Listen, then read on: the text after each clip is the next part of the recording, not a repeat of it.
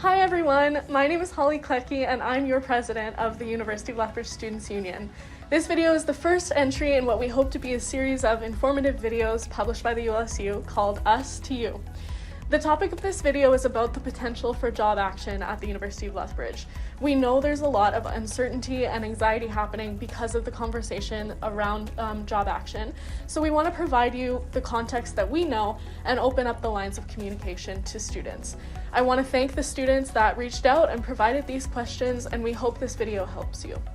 Please know that you're always free to email any one of us if you have any questions or concerns.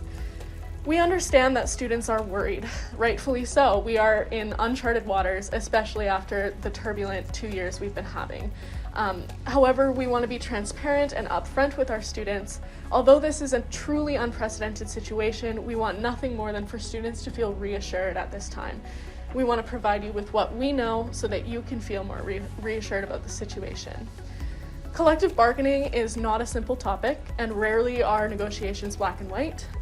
The Students' Union are by no means experts on labor laws or employer-employee relations, and although we might be a union of sorts, we're also not an official labor union, nor do we have a collective agreement of our own.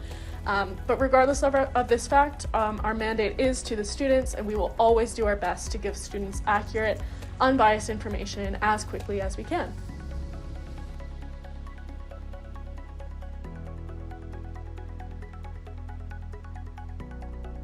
So what's happening right now? The University of Lethbridge and the University of Lethbridge Faculty Association have a collective agreement which outlines the terms of their employment. That collective agreement expired back in 2020, and the two teams have been negotiating new articles for their new collective agreement since then.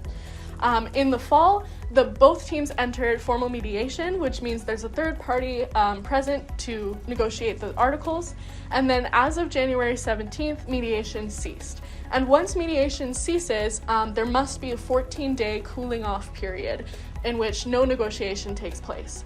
After that 14 days cooling off, either negotiating team can either come back to the negotiating table or initiate a vote to do job action. And so job action on the side of the faculty association means a strike. So no teachers would be teaching, classes would cease.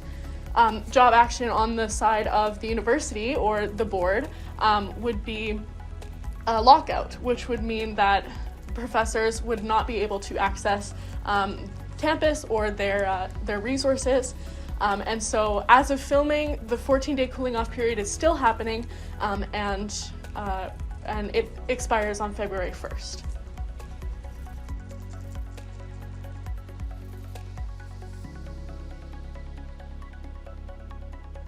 So a lot of you must be wondering how a potential strike will affect your classes.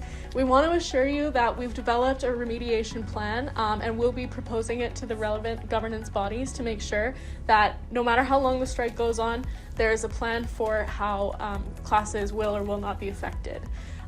So in terms of graduation, we want to assure you strikes do not usually last very long. The average time of a strike in Alberta is 1 to 2 weeks, but if it happens for any longer, we'll ensure that our remediation plan is proportional to the impact on students. And the same with tuition. We really don't know what would happen to tuition dollars. It's really too early to tell, but we're ensuring you that we have your backs, and we'll make sure that that our plan and what the university does to respond to a strike is proportional to the impact on students.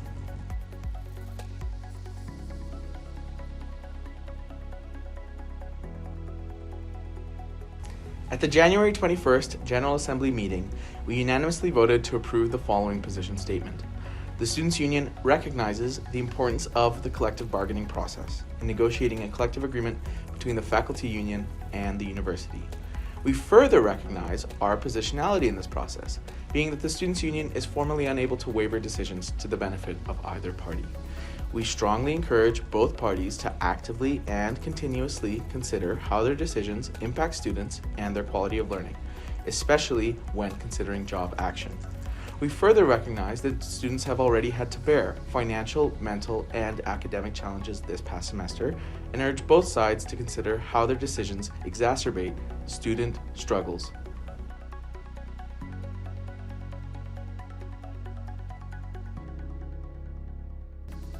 So no, job action will not impact students' ability to access Moodle, email, the Bridge, or any other technology services offered by the university. So don't worry about that.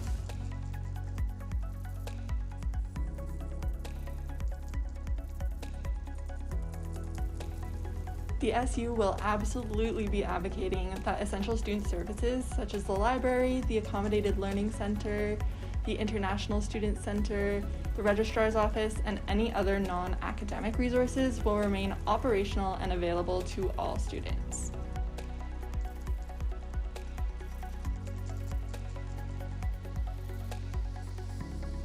The situation is evolving quickly, but we are doing our best to consult both parties on how students can be supported during job action. Here's what we have planned so far, and we will release more information in the coming days on where you can access these resources. Nimbus Online Study Platform. Nimbus is a platform for study group sessions that we've been partnered with since last September. Please check our website and our socials for more info. Student-to-student study group sessions. We are currently working with the GSA to offer grad student tutoring and looking to have Zoom accountability sessions put on by the UStoU General Assembly. If you are a grad student and wish to learn more about how this affects you, especially with teaching and research assistant roles, please go to www.ulga.ca. We will absolutely ensure workload is fair and accommodative for students via our communications with University Administration, Curriculum Coordinating Committee, as well as General Faculties Council.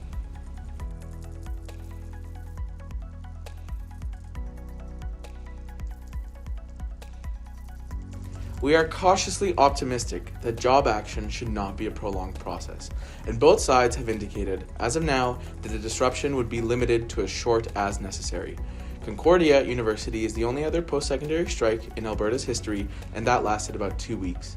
In the event that this is not the case, or job action runs out a significant portion of the semester, we will advocate to all governing bodies that fair and proportional remediation be adopted. To help inform this remediation strategy, please email su.finance@ulec.ca with your case and concerns so we can build an informed strategy to bring to the relevant tables.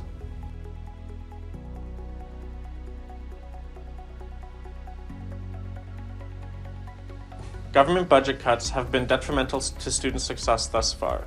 We are very much feeling the whiplash effect of 3 years of steady and extensive cuts to our university, which is unique in many ways.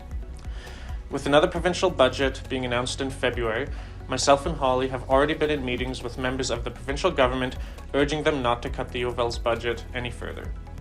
This would help to ensure the quality and reputation of our institution can continue to stand where it currently does and not be negatively affected by more cuts.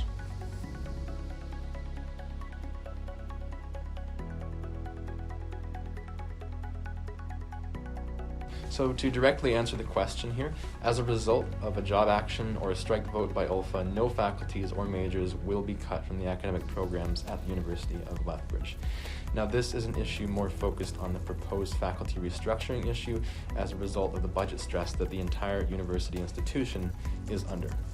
We encourage you to reach out to us for any further questions on the issue of faculty restructuring. Also, if you Google the U of L budget updates, you can find some really useful information on these proposed faculty restructurings that can help students understand the issue in more depth.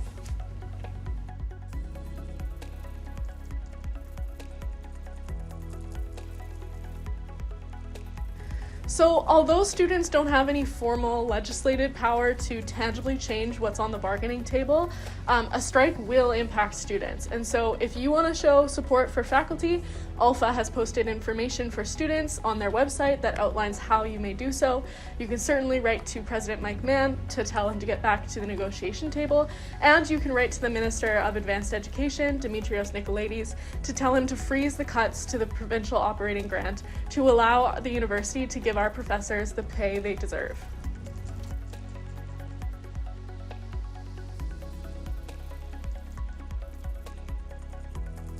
Follow us on social media. We provide updates on Facebook, Instagram, and Snapchat. And be sure to keep an eye on our living documents such as our FAQ and anything else we may be publishing and releasing on this topic.